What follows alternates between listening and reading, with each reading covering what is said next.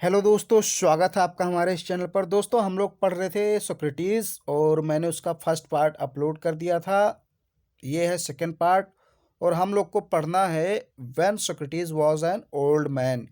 यहाँ से हम लोग को स्टार्ट करना है, चूँकि इसके पहले मैंने आपको यहाँ स्ट्रीट्स, ओपन स्ट्रीट्स यहाँ तक पढ़ा दिया था फर्स्ट पार्ट में। तो अगर अभी आपने फर्स्ट पार्ट नहीं देखा तो उसको देख लीजिए, प्लेलिस्ट में आपको मिल जाएगी। क्लास 10th के नाम से एक प्लेलिस्ट मैंने बना रखी है, उसमें आपको मिल जाएगी। तो चलिए हम लोग शुरू करते हैं अपना आज का लेक्चर और लाइन बाय लाइन समझते हैं। देखिए, when Socrates was an old man, जब सोक्रेटिस एक बूढ़ा आदमी हो गया, अर्थात जब सोक्रेटिस वृद्धावस्था में आ गया, जब सोक्रेटिस बूढ़ा हो गया, his fame had spread fair and wide, तो उसकी जो प्रसिद्धि थी वो चारों तरफ दूर दूर तक फैल गई। जो उसकी प्रसिद्धि थी वो कहाँ कहाँ फैल गई? दूर दूर तक चारों तरफ फैल गई, यानी वो प्रसिद्ध हो गया। The house of many riches the house of many rich man, बहुत से अमीर लोगों के घर ओपेंड खोले रहते थे इट्स द्वार, अपने द्वार टू हिम, उसके लिए। यानी बहुत से अमीर लोगों के द्वार, बहुत से अमीर लोगों के घर उसके लिए खुले रहते थे, क्योंकि लोग उसे अब प्यार करने लगे थे ना। सोक्रेटिस को लोग बहुत मानते थे क्योंकि वो बहुत प्रसिद्ध हो गया था। इसलिए प्रत्येक लोग अपने द्वार उसके लिए खोले रहते थे कि सोक्रेटिस मेरे घर आ जाओ, एक दिन रह जाओ। तो लोग उसे प्यार करने लगे थे। फॉर, क्योंकि पीपुल फेल्ट ऑनर्ड, क्योंकि लोग सम्मानित महसूस करते थे। टू हैव हिम, उसे रख करके, एज दियर गेस्ट, अपना मेहमान। सोक्रेटिस को लोग अपने मेहमान के तौर पर रख करके बहुत सम्मानित महसूस करते थे। लोगों ने द्वार क्यों खोल दिए थे अब सोक्रेटिस के लिए? अपने यहाँ के जो अमीर लोग थे उन्होंने सोक्रेटिस के लिए अपने घर के दरवाजे क्यों खोल दिए थे? क्योंकि अब सोक्रेटिस बहुत फेमस हो गया था और लोग उसको बहुत प्यार करते थे। लोग चाहते थे कि सोक्रेटिस हमारे घर मेहमान बनकर आए और इससे लोग अपने आप को बड़ा सम्मानित महसूस करते थे। जैसे मान लीजिए अभी आपके यहाँ कोई प्रधानमंत्री आ जाए, कोई मुख्यमंत्री आ जाए, एक दिन खाना खा ले, तो आप अपने आप को सम्मानित महसूस नहीं करेंगे? ठीक उसी प्रकार दोस्तों, by degrees a special group of peoples gathered, by degrees a special group of peoples, लोगों का एक स्पेशल समूह, गैदर्ड अराउंड हिम, उनके चारों ओर इकट्ठा हो जाता था। यानी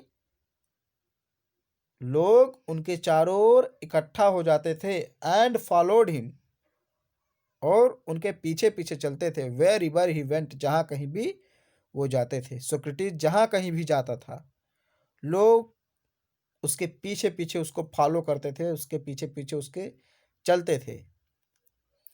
अमंग देम,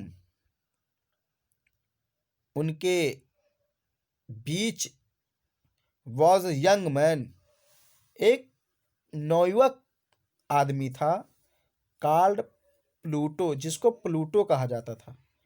यानी जो लोग उसके पीछे पीछे जाते थे सोक्रेटिस के, उसे फॉलो करते थे, उन्हीं में एक नौयुवक आदमी था, यंग लड़का था, कॉल्ड प्लूटो, जिसे हम लोग प्लूटो कहते हैं। हु ट्रीजर्ड एवरी वर्ड, ट्रीजर्ड का मतलब रख लेना, खजाने की तरह। जो हु मतलब जो, ट्रीजर्ड रख लेता था खजाने की तरह, एवरी वर्ड, प्रत्येक शब्द, विच हिज मास्टर अटर्ड, जो उसके मास्टर बोलते थे। यानी जो सोक्रेटिस बोलता था वो हर शब्द प्लूटो सीख लेता था, रख लेता था अपने पास। प्लूटो कौन था? क्वेश्चन आएगा, हु वॉज द प्लूटो? तो प्लूटो सोक्रेटिस का शिष्य था। तो उसके मास्टर यानी सोक्रेटिस उसे जो कुछ भी सिखाते थे वो तुरंत उस वर्ड को अपने पास रख लेता था, यानी कि सीख लेता था। एंड और इन द लेटर ईयर्स, बाद के वर्षों में, बिकेम, हो गया, एज फेमस ए टीचर, उतना फेमस अध्यापक, एज सोक्रेटिस हिमसेल्फ, जितना कि सोक्रेटिस स्वयं था। प्लूटो जो था वो बाद में इतना फेमस हो गया जितना कि सोक्रेटिस फेमस था। ओके दोस्तों, प्लूटो जो था वो सोक्रेटिस का शिष्य था, और सोक्रेटिस जो भी कोई शब्द बोलता था, जो भी उसे बताता था, प्लूटो उसको बड़े ध्यान से सुनकर उसे ग्रहण कर लेता था। और बाद में सोक्रेटिस की तरह प्लूटो भी फेमस हो गया। But although many people loved the old man, लेकिन चूंकि बहुत से लोग प्यार करते थे उस बूढ़े आदमी को, सोक्रेटिस को, एंड डिलाइटेड, और आनंद लेते थे, इन हिज विजडम, उसकी बुद्धिमत्ता में, यानी उससे बात करके लोगों को आनंद आता था। देयर वर सम, लेकिन कुछ थे, who did not approve of him, जो उसकी प्रशंसा नहीं करते थे, जो उसे स्वीकार नहीं करते थे। देखिए, हालांकि लोग उसे प्यार करते थे, उससे बात करके आनंद महसूस करते थे, लेकिन कुछ लोग ऐसे थे जो उसकी प्रशंसा नहीं करते थे, उसे स्वीकृत नहीं करते थे, उसे स्वीकार नहीं करते थे।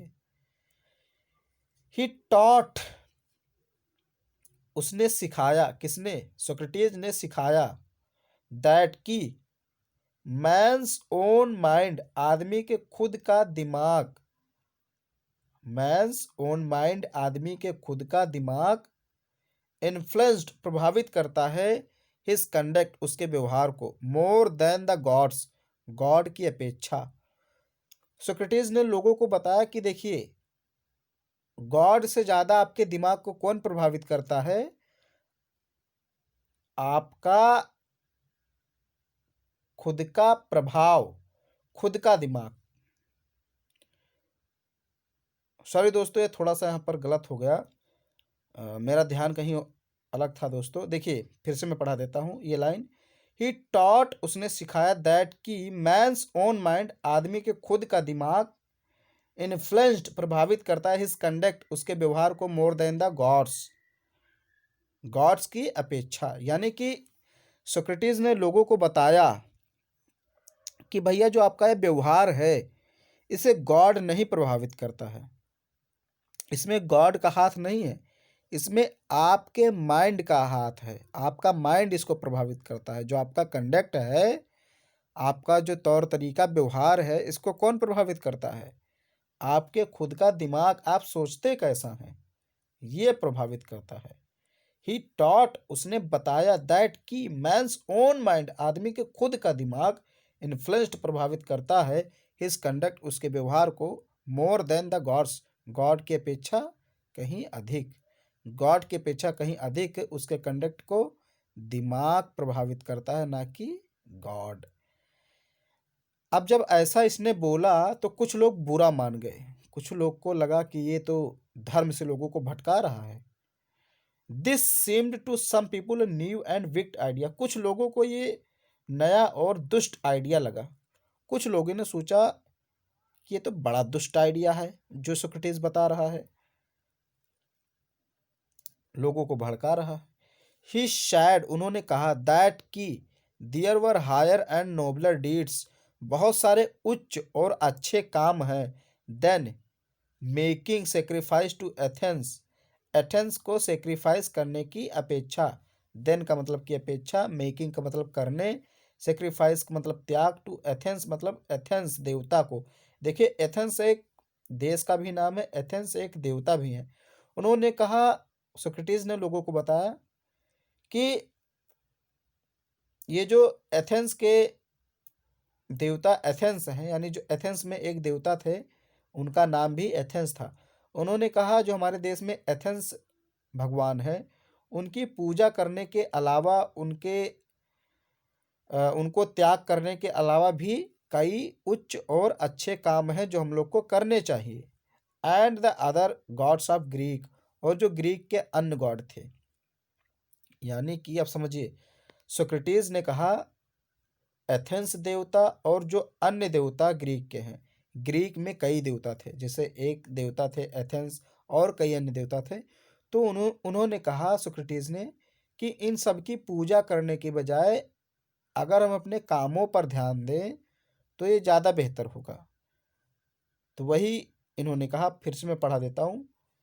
ही शेड, उसने कहा दैट कि there were higher and nobler deeds, deeds का मतलब काम, there were higher and nobler deeds, बहुत सारे उच्च और अच्छे काम है। हायर का मतलब उच्च, नोबलर का मतलब अच्छे, डीड्स का मतलब काम, कि बहुत सारे अच्छे और उच्च काम हैं देन की अपेक्षा, मेकिंग सेक्रीफाइस, त्याग करने की अपेक्षा, टू एथेंस, एथेंस देवता को, and the other gods of Greek, और ग्रीक के अन्य देवता को, अन्य भगवान को। ग्रीक में जिन भगवानों की पूजा होती थी उन सब भगवानों को समर्पण करने की अपेक्षा, त्याग करने की अपेक्षा कई अन्य महान और उच्च कार्य हैं जो लोगों को करना चाहिए। ऐसा सोक्रेटिस ने लोगों को बताया, एथेंस के लोगों को। एंड मैनी पीपुल थॉट, तो बहुत से लोगों ने सोचा, जब ऐसा सोक्रेटिस ने लोगों से कहा कि भाई आप गॉड पर विश्वास तो कीजिए लेकिन उसके पूजा में हमेशा व्यस्त मत रहिए, आप अपना काम कीजिए। जब ऐसा उसने बताया तो कई लोग बुरा मान गए। तो वही कह रहा, एंड मेनी पीपुल थॉट, तो कई लोगों ने सोचा दैट कि he was leading the young astray, वो लोगों को पथभ्रष्ट कर रहा है। Leading the young astray, astray का मतलब बर्बादी की ओर, लीडिंग का मतलब नेतृत्व करना, ले जाना। कुछ लोगों ने सोचा ही वॉज लीडिंग, वो ले जा रहा है द यंग, नवयुवकों को, आस्ट्रे मतलब बर्बादी की ओर। जब उसने ऐसा कहा तो कुछ लोगों ने सोचा कि ये लोगों को बर्बाद कर रहा है, ये लोगों को भटका रहा है, बर्बादी की ओर ले जा रहा है। And questioning all that they had been taught, and questioning, देखिए, और प्रश्न करके, all that they had been taught to believe and filling their minds with doubt, उन मतलब उन्हें एक तो वो पथभ्रष्ट कर रहा है, मतलब मिसगाइड कर रहा है, और प्रश्न करके लोगों को विश्वास दिला रहा है। देखिए, questioning all the day had been taught to believe and filling their minds with doubt, और उनके दिमाग को डाउट से भर रहा है। लोगों ने कहा कि ये जो सोक्रेटिस है ये यंग को, यानी नौयुवकों को आश्रय की ओर ले जा रहा है, बर्बादी की ओर ले जा रहा है। और प्रश्न करके, जो प्रश्न उत्तर करता था सोक्रेटिस, उसने कहा ये प्रश्न करके all that they had been taught to believe, लोगों को विश्वास करा देता है, मतलब इस पर लोग विश्वास कर लेते हैं। And filling their minds with doubt, और लोगों के दिमाग को ये डाउट से भर रहा है। The men who are governing Athens, वे लोग जो एथेंस के गवर्नर थे, जो वहाँ पर शासन चला रहे थे, सम्मन्ड सोक्रेटिस, उन्होंने सोक्रेटिस को सम्मन भेजा, बुलावा भेजा, टू अपीयर, प्रस्तुत होने के लिए, बिफोर देम, उनके सामने। जो एथेंस के गवर्नर थे उन्होंने एथेंस को, सॉरी, सोक्रेटिस को एक बुलावा भेजा, कहा कि आप हमारे सामने प्रस्तुत होइए, and to stand his trial, और अपना मुकदमा दायर कीजिए, मतलब अपनी बात कहिए। जो एथेंस के गवर्नर थे, एथेंस की सरकार जो थी, उन्होंने सोक्रेटिस को बुलाया और कहा कि यहाँ पर आओ और अपनी बात रखो।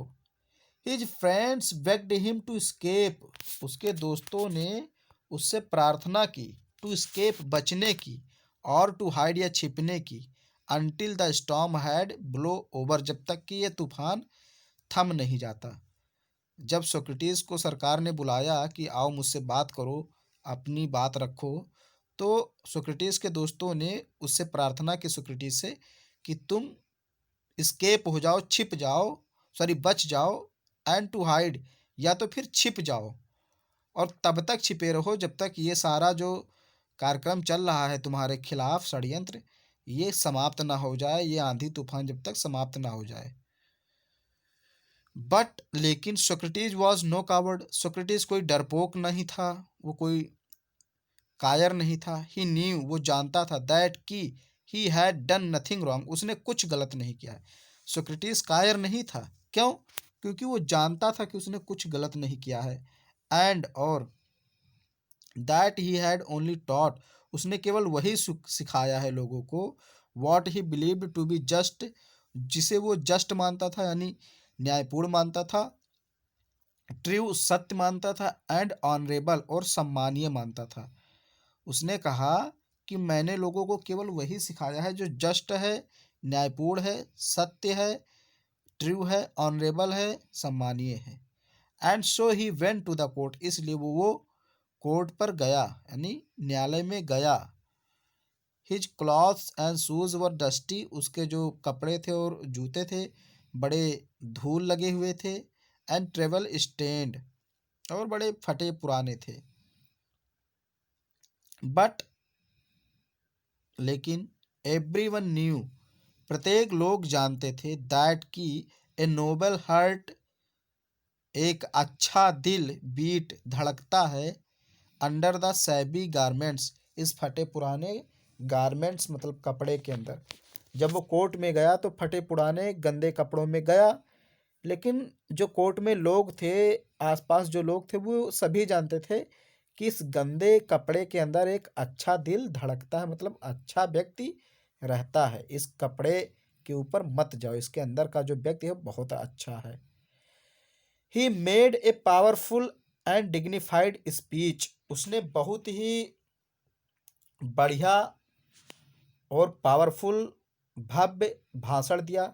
ही टोल्ड द एथेनियंस, उसने एथेंस के लोगों को बताया, दैट कि दे वुड गेन नथिंग, उन्हें कुछ नहीं मिलेगा, by taking away the last few years of his life, उसके जीवन के कुछ समय को लेकर, उसके जीवन के कुछ अंतिम वर्षों को लेकर के उन्हें कुछ लाभ नहीं मिलेगा। मतलब उसने एथेंस के लोगों को समझाया, जो उसे मतलब सजा दिलाना चाहते थे कि इसको फांसी हो।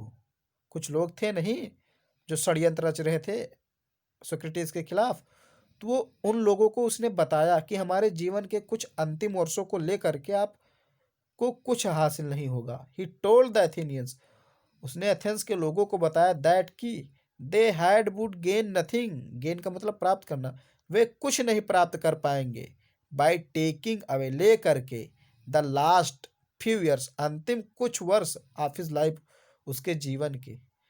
उसने बताया कि हमारे जीवन के अंतिम कुछ वर्षों को लेकर के आप कुछ नहीं प्राप्त कर पाएंगे, but that he was willing to die many deaths for what he believe to be right.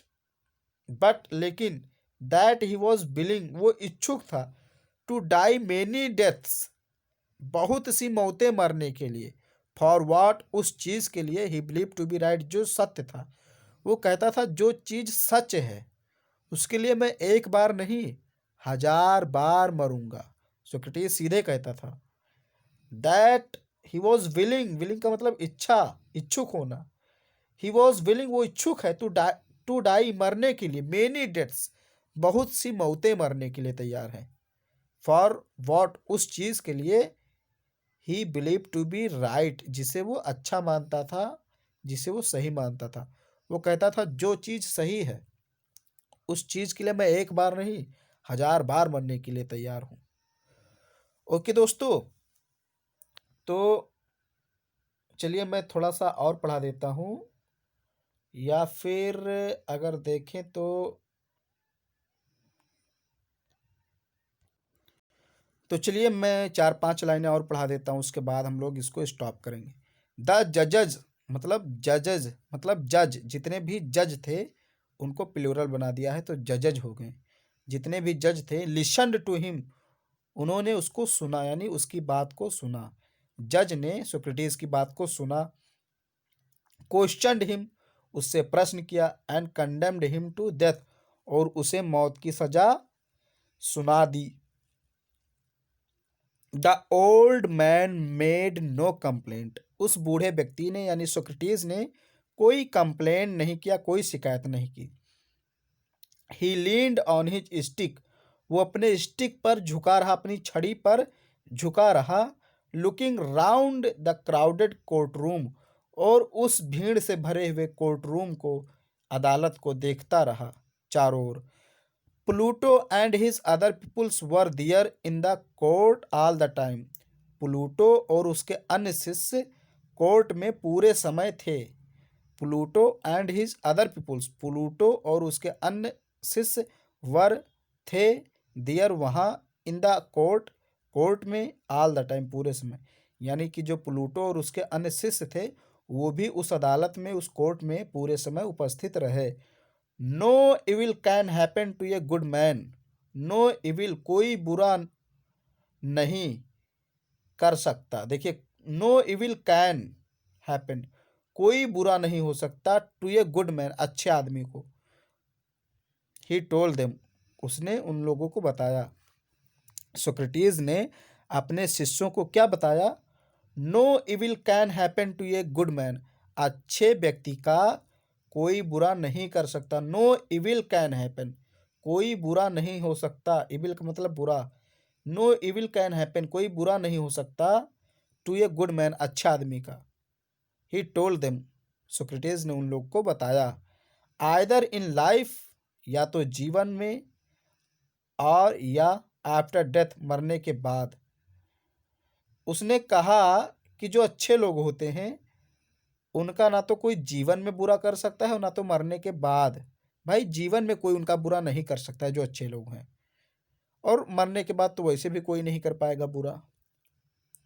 सो इसलिए बी ऑफ गुड चीयर, हमेशा अच्छे और प्रसन्न रहो। उसने अपने शिष्यों को कहा, सोक्रेटिस ने, कि तुम लोग चिंता मत करो, खुश रहो, प्रसन्न रहो, अच्छे रहो। आई हैव टू गो, मुझे जाना है, मुझे जाना पड़ेगा। The hour of my departure, मेरे जाने का समय, हैज़ अराइव्ड, आ गया है। एंड और वी गो अवर वेज, हम अपने रास्ते पर जाते हैं। आई टू डाई, मैं मरने, एंड यू टू लिव, और तुम जीने। सोक्रेटिस ने अपने शिष्यों को कहा कि हमें अपने अपने रास्ते पर जाना चाहिए। मैं मरने जा रहा हूँ, आई टू डाई, मैं मरने जा रहा हूँ, एंड यू टू लिव, और तुम जीवित रहने जा रहे हो, यानी तुम लोग अभी जीवित रहोगे, ऐश करो। ओके दोस्तों, तो इसको हम लोग यहीं समाप्त करते हैं। इसके बाद एक पार्ट और आएगा, फिर हम समाप्त कर देंगे। तो दोस्तों अगले पार्ट में मिलते हैं। बहुत बहुत धन्यवाद दोस्तों।